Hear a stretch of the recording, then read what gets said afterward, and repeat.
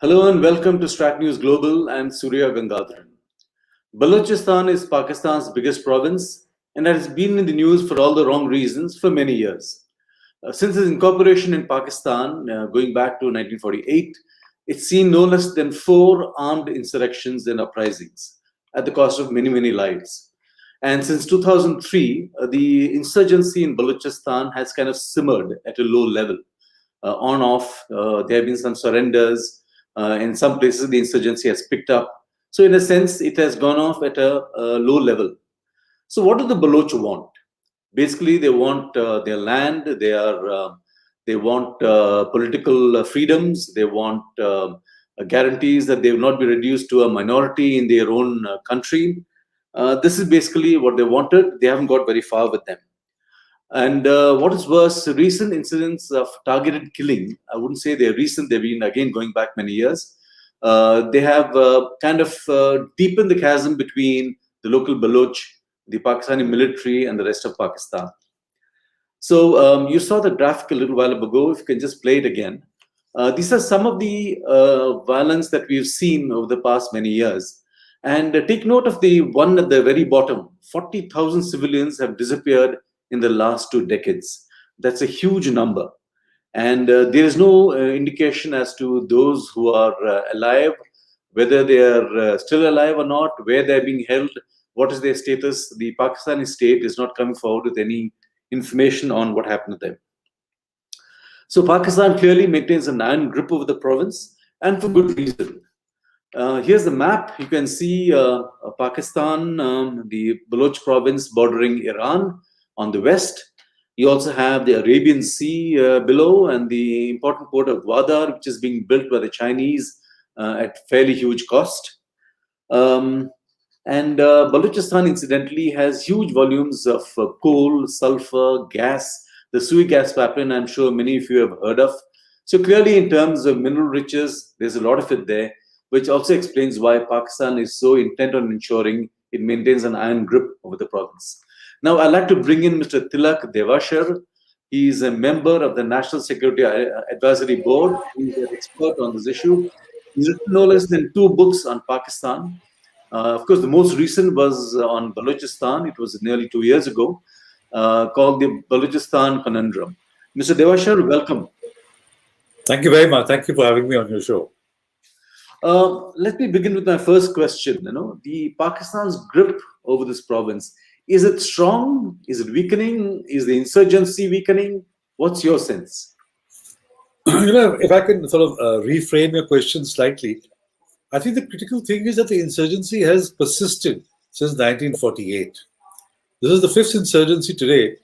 That means almost every generation in the last 70 years of Baloch have risen in revolt because they found that their needs and their issues were not being resolved within the Pakistani political system. So I think that's the critical portion. As, of course, in reply to your question, the Pakistan army has a very strong grip on the province. But the fact that every generation of Baloch have risen in revolt tells you something upon the legitimacy of the state and what the Baloch actually feel about being a part of Pakistan. Many of them, in fact, a lot of them now, don't feel that they are a part of Pakistan because immediately after the accession, the forcible accession of Kalat, the princely state of Kalat in 1948, the Khan's brother rolled out in revolt. And since then, this is the 5th insurgency. So I think that's a really crucial question. The persistence of insurgency rather than the strength of the insurgents at a particular given time. Have the Baloch been well served by their own tribal leaders? You keep hearing of people making their own deals with the state and then going back to some peacetime, and then again the violence starts all over again without actually addressing the issues that are there. Yeah, actually, Baloch society itself is in transition. It is a very strong tribal confederacy to begin with, and it's very gradually the links of the tribal leadership and tribal support are weakening. And now you find at least the emerging middle class, especially in the Makran coast, which is not affiliated to the tribal leadership and are fighting for the rights of Balochistan as a democratic, modern and a secular state, rather than fighting for tribal rights. You see, when the tribes were strong, at least in the 70s, up to the 70s, each Sardar was fighting for his rights, whether it was in his particular area. Now that bonds have loosened. So it's a society in transition, and we'll see in the future more and more of less fight for tribal rights and more fights for the rights of Balochistan as a whole. So are there among the so in that sense you're saying that Balochistan has in fact urbanized considerably, and there is now a leadership which is rising among the middle class. Are these people as I presume they're well educated, well aware of what is going on, and they are leading the struggle? Yeah, I wouldn't say that there is a large middle class, because Balochistan for the last 70 years has been deliberately kept backward. But yes, there are some lawyers, doctors, and professionals who have risen despite all the constraints, and they form the backbone of the middle class in Balochistan. And they are the ones who are at the forefront, really, of a fight for a moderate and a democratic Balochistan. And no indication until now that the Pakistani state is interested in any negotiated solution to this. No, you see, because the Balochistan has been handed over to the army. And the army, as the saying goes, that if all you have is a hammer, everything looks like a nail. So they see everything as a law and order problem. Similarly, like, in Bangladesh is a similar thing. They cannot accept any legitimate or provincial rights of people asking for self-governance. So the army is treating it purely as a law and order problem, and they are not willing to negotiate on the actual issues. So while 4 insurgencies have been handled by the Pakistani state, they have put down 4 insurgencies, the real issues of the Baloch have not been settled. They continue to feel deprived in their own homeland. They continue to feel that they are being marginalized in their own homeland. They will become minority in their own homeland. And a host lot of other issues, whether it's socio-economic development, whether it is economic rights or maternal statistics, so many. So these issues are not being addressed, and the army is just not willing to talk about it. I want to come to the issue of CPEC, where there's a lot of money the Chinese are spending on the CPEC corridor in Balochistan, including, of course, the most famous of them all, Gwadar, the port over there. Is CPEC, how is it working? We don't hear very much about it. You see, as far as Balochistan is concerned, the flagship project in Balochistan is Gwadar, because the Gwadar is the outlet of CPEC. CPEC will disappear into the sands of Balochistan without an outlet in Gwadar. So the focus of attention has been in Gwadar. Now, the problem with Gwadar is that it doesn't have an hinterland. You see, you can have a port which is successful if there is a hinterland which it services. There is nothing in Gwadar apart from that port, and that port also has severe shortages of water. So it is an artificial construct that China has been wanting to create as an outlet for its strategic interests into the Arabian Sea and the wider Indian Ocean. By itself, Gwadar, the Gwadar port was inaugurated in something like 2006 or 2008. Yeah. And since then, the life and conditions of the people of Gwadar itself have not changed. In fact, today the situation is that the Chinese want a wall or fence to be built around the town, about a 65-mile long fence, so that people have residence cards and outsiders have to be registered before they come. And this has really upset the Baloch a lot. But this shows that they are so insecure about functioning in Gwadar because of the Baloch have not accepted the fact that they are being kept out of the development of Gwadar. The Chinese are worried. So they want this fence to be built around. It's like almost in South Africa, the apartheid, where residents, the native citizens, were given these residence cards to enter their own town. So this is the insecurity in Gwadar. So Gwadar really hasn't taken off because A, there is no hinterland, there is no industry, there is nothing to be exported out or imported into Gwadar. And if everything has to be brought from Karachi, then you might as well have a port in Karachi already. So why do you need Gwadar? So it really hasn't taken off the way Chinese expected that it would. Mm-hmm. We have some questions and comments coming in from our viewers. There is PM who says, does having Salim Bajwa as head of the CPEC authority help in stalling CPEC projects as assets would be under US control? Yes, I had also mentioned this particular thing in one of my articles. All his investments, his wife, his brothers, and family, they've got huge interests in the US. So if when push comes to shove, will he be protecting the US interests, which are not in favor of CPEC, or would he be protecting a Chinese interest? But Bajwa has another problem, which is that the ordinance which set up the CPEC authority lapsed in May 2020. The bill in the National Assembly, I think, was passed yesterday, ran through, but all this. So between May and now, Bajwa actually didn't have any authority. There was no CPEC authority because the ordinance had lapsed. So it's a very fair comment that whose interest is he serving? Possibly, obviously, US because his business interests are there, his family is there, but his position himself is not very clear at the moment. How is he functioning? There is no budget, there is no money, so how is he being paid a salary? So all these questions are there. So who is the guy who is actually running the show? Is it the Chinese who are running the place? Is it Bajwa? Who's in charge? Of CPEC? Yes. In Pakistan.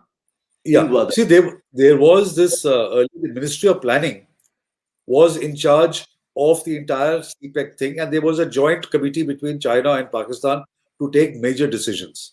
Mm-hmm. At the local level, the army comes into the picture to provide security. They have a special security division, so they come in to provide security. And Gwadar port itself, there is a management company which is sort of handling the management of the port itself. But CPEC authority, the idea was that you put all these various elements under one authority who would report directly to the chairman, bypassing all the other ministries. But that hasn't taken off the ground yet. Mm-hmm. So how would you say CPEC is it kind of plateaued in Balochistan? Is it moving forward? Actually, I think I get the sense that CPEC has plateaued all over Pakistan. The flagship project of CPEC was to be this main line one, that is a new railway track from Peshawar to Karachi, costing a huge amount of money. Chinese have now asked for additional sovereign guarantees from Pakistan because they know that Pakistan is not in a position to repay loans. So they're not very happy in keep on investing, sending good money after bad.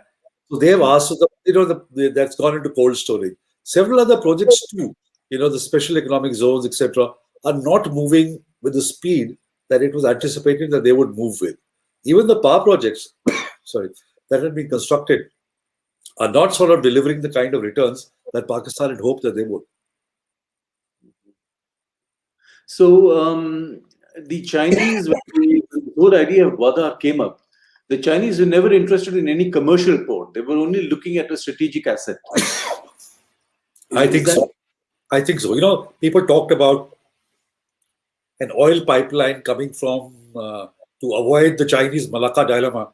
Yeah. To have an oil pipeline, but trying to pump oil from sea level, Gwadar all the way up to Kashgar, and then take it across the whole breadth of China into the eastern part of China was a pipe dream to begin with. So it is a strategic thing so that way China can base part of its navy into the Arabian Sea and the Indian Ocean. Mm-hmm. For them, they always looked upon it strategically. So if that was the aim, what is the Chinese naval presence right now in Gwadar? I think bulk of the labor is Chinese. They have got their own setup. They have their own bottling, filtration plants for water. So they have a complete own thing. There are very few Pakistani labor, and even amongst them, very few Baloch. There are Punjabis and Pashtuns and other labor working, but bulk of the labor, the engineers, the technical staff, is all coming from China. I have a comment from Ashish Kumar. He says, I don't think CPEC will ever end as it's an important part of the Belt and Road. Do you agree, sir? That raises the question about the future of the Belt and Road also. BRI itself. I think China is realizing that it's a bit of a white elephant. Countries are realizing now the predatory kind of investments that China has made, making these poor countries even poorer by the kind of investments they have made. So if BRI itself is in a bit of a doldrums, I think CPEC, yes, I agree that CPEC is the flagship project, and Xi Jinping has invested a lot of personal political capital in the success of CPEC. But there are two sides to every story. China may want to invest, has invested, but out of the $62 billion it was supposed to invest, it has just invested so far 19 to 20. It has held back other investment because it realizes the problems with Pakistan. So if Pakistan can't fulfill its part of the deal, how is China going to be able to push CPEC all the way? China will give it a very good shot to keep pumping up Pakistan. But every time Pakistan now needs money, since the Saudis have backed off, since the UAE has backed off, they go running to China. And China is giving them $1 billion almost every month. And it's a bottomless pit, Pakistan. So Yeah. I feel I'm skeptical about the future of CPEC, just as I'm skeptical about the future of BRI itself. Has the insurgency in Balochistan reached a stage or a level where the Chinese themselves are having doubts about, going forward with it? I think the Chinese are worried about the security situation.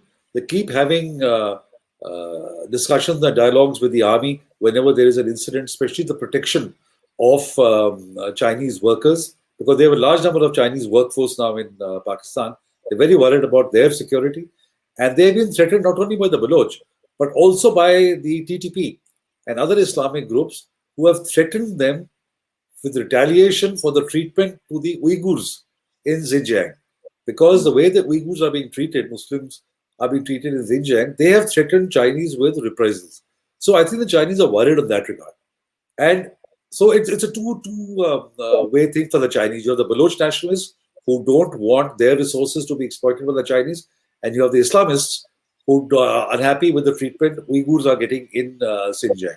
So both these things threaten Chinese interest, and the Chinese are certainly worried. Therefore, Pakistan tried to allay their fears by having the special security division. They have started fencing of Gwadar, as I mentioned earlier, and now there is even a plan to set up what is called South Balochistan. For the first time ever, this word has come into the Pakistani federal government vocabulary, South Balochistan. There's a long-term plan to break away South Balochistan, which is the coastline where the Chinese are really interested in, and to create that as a separate province which they can control more, because they believe the hub of insurgency in Makran is coming from Makran, the middle-class Baloch area. So, all this they're trying to convince the Chinese that they're very much on top of the situation. I suspect that Pakistan itself is worried that how will they control all this. Is it the Pakistani military which is driving this South Balochistan thing? Yes.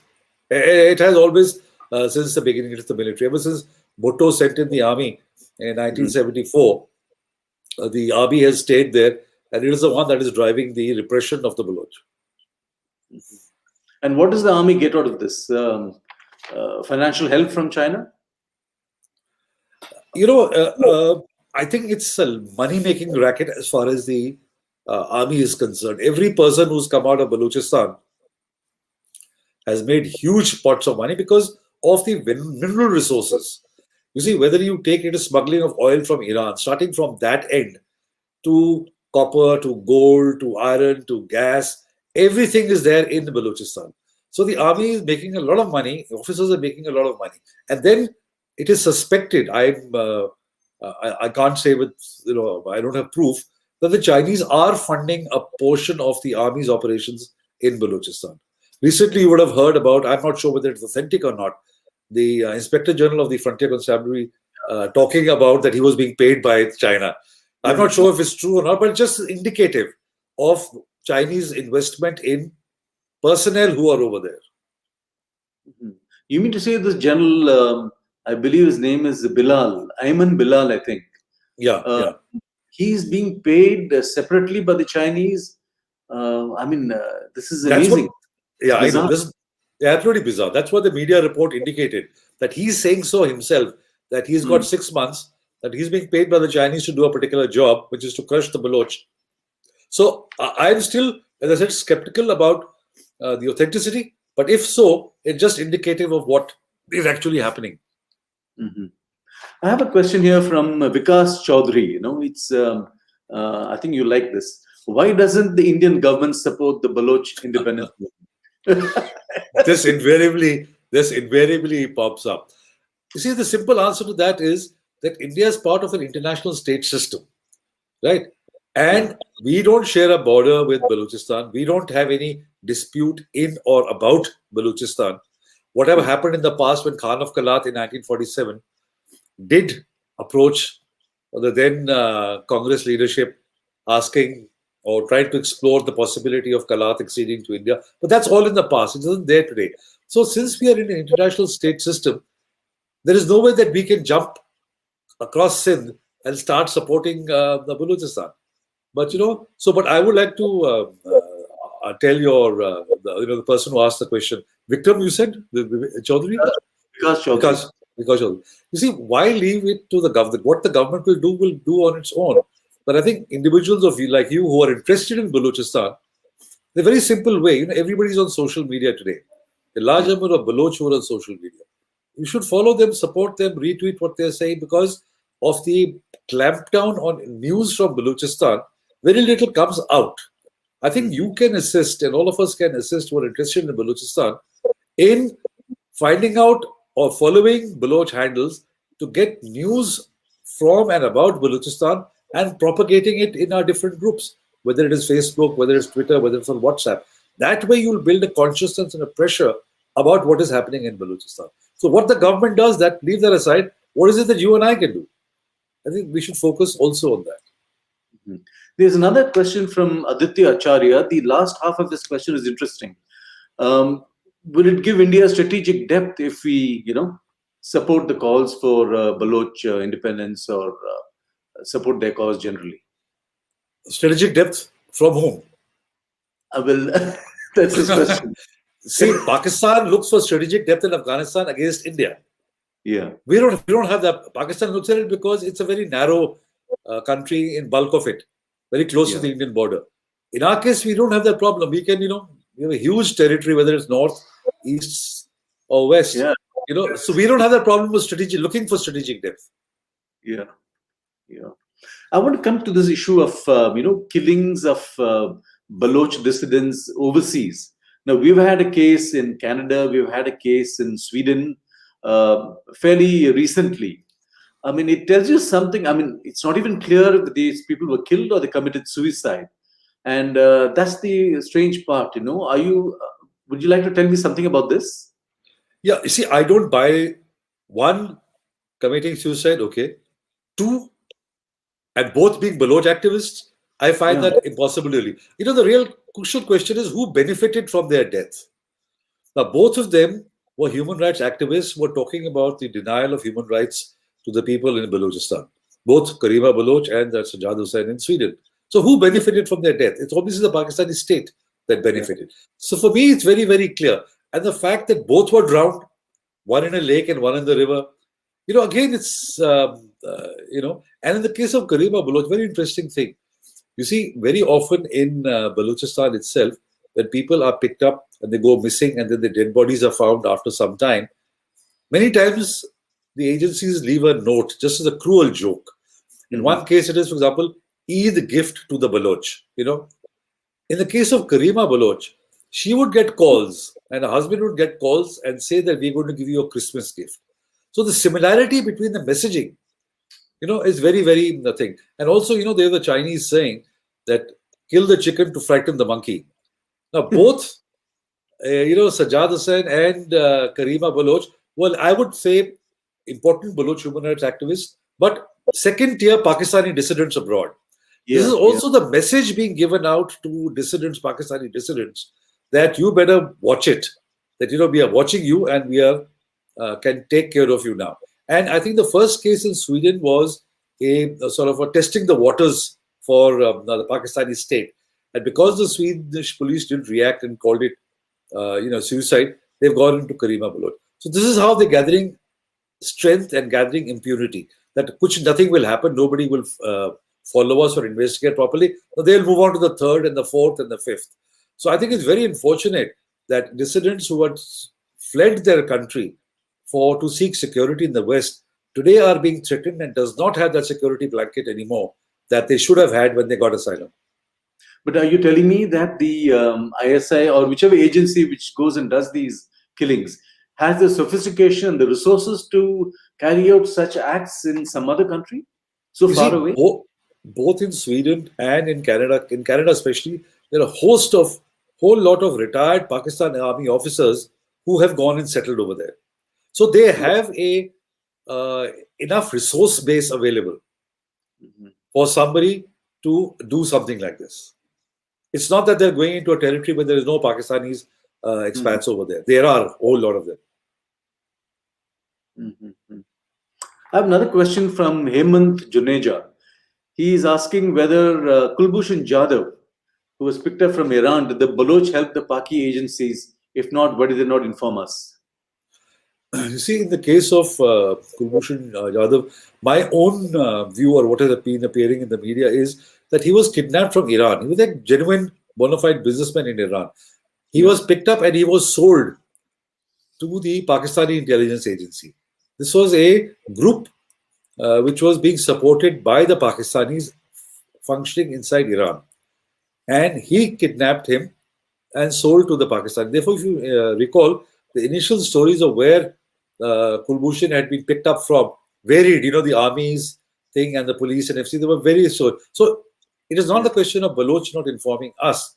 Nobody really knew because the group was being funded and supported by Pakistan against Iran. It's an Iranian Baloch group. You see, there are Baloch when under the British, Balochistan Kalat was partitioned. And part of it went to Iran and part of it went to Afghanistan. There are Baloch even in Afghanistan. And bulk of it came to Pakistan. So these were the Iranian Baloch who had kidnapped Kulbhushan and sold him to the Pakistan army. I see. And that saga continues. There's no clue as to what is going to happen to him. No, I think the legal case is going to drag on, but at least the important thing is that India has managed to ensure that by taking the case to the International Court of Justice, his life has been protected. Otherwise, they would have hanged him by now. Carried out the death sentence. Back with Balochistan, when you look ahead, what is it that you see? What do you expect is going to happen? You see, given the strength of the Pakistan army and the sophisticated weapons that they have, it'll be very difficult for the Baloch to actually overwhelm the Pakistani army. Now, but while the Pakistan army can outfight the Baloch, whether they can outlast a people who are fighting for their rights in their homeland, that's a different question altogether. So I think violence is going to persist in Balochistan. Whenever the Baloch find a target of opportunity, they will certainly attack. And more ordinary Baloch are now picking up the gun because they've been pushed so badly to the wall. I'll give you a simple example. Recent UNDP report. Rural poverty in Balochistan is about 88%. In Punjab and rest of Pakistan is about 34 or 35%. That is the kind of disparity in Balochistan compared to the other provinces. So where do the Baloch go? So violence is going to continue, and ultimately the Pakistan army and the Pakistan state will have to compromise with the Baloch if they want to have development and peace in their largest province. Today, the Pashtuns who are in the north of the province don't have a problem with the Pakistan state per se. There is the PTM, which is in Khyber Pakhtunkhwa, but not the Pashtuns in Balochistan. Tomorrow, situation may well change. If the Taliban come into power in Afghanistan, what is the impact it will have on the Pashtuns in Balochistan itself? So I think Pakistan army is playing with fire by letting the Baloch insurgency fester. And the only way they can tackle it is politically. So they will have to compromise with the Baloch. Then the question will arise whether the Baloch would want to compromise with the Pakistan army. That having lost so much, would they really be interested, or they will continue in this manner? And who knows, there may be a black swan event and the whole situation may become topsy-turvy. On that note, Tilak, Devasher, thank you very much. Pleasure talking to you. And thank you all for your comments and observations. It's of great help to us. And continue following us on Instagram, on Twitter, and of course on Facebook. And keep tracking us on YouTube also, and on our site, StratNewsGlobal.com. Tilak, Devasher, again, thank you very much. Thank you very much. Thank you so much for having me. Really interesting talking to you and sharing my views. Thank you very much.